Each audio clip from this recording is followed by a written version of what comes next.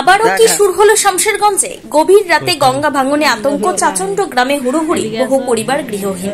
মুর্শিদাবাদ জেলার শমশেরগঞ্জের চাচণ্ড গ্রামে গভীর রাতে ফের তাণ্ডব চালালো গঙ্গা ভাঙন।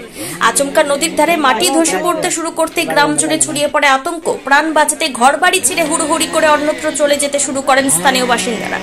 স্থানীয় সূত্রে জানা গিয়েছে, ইতিমধ্যে প্রায় 6 থেকে 7টি বাড়ি নদী গর্ভে তলিয়ে গিয়েছে। এক কৃষকের বাড়ি সহ তার গরু গঙ্গায় ভেসে গেছে। পরিস্থিতি এতটাই ভয়াবহ যে গ্রামের কিছু অংশ এখন একেবারে নদীর তীরে ঝুলে আছে বলা চলে। যে কোনো মুহূর্তে আরো বাড়ি ও জমি নদী গর্ভে বিলীন হয়ে যেতে পারে। এলাকায় চলছে কান্না ও চিৎকারের মিশ্র পরিবেশ। বাসিন্দারা দাবি করছেন, এই ভাঙন রোধে দ্রুত পদক্ষেপ না নিলে পুরো গ্রামই বিপদে পড়বে।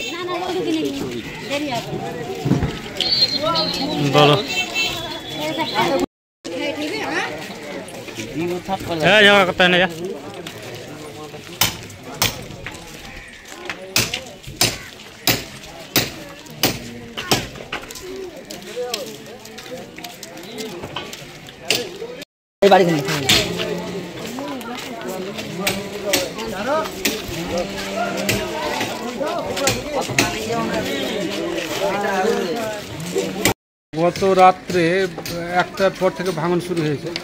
সবাই তো তখন গোটা পাড়া ঘুমিয়েছিল, বাড়ির সদস্যরাও ঘুমিয়েছিল।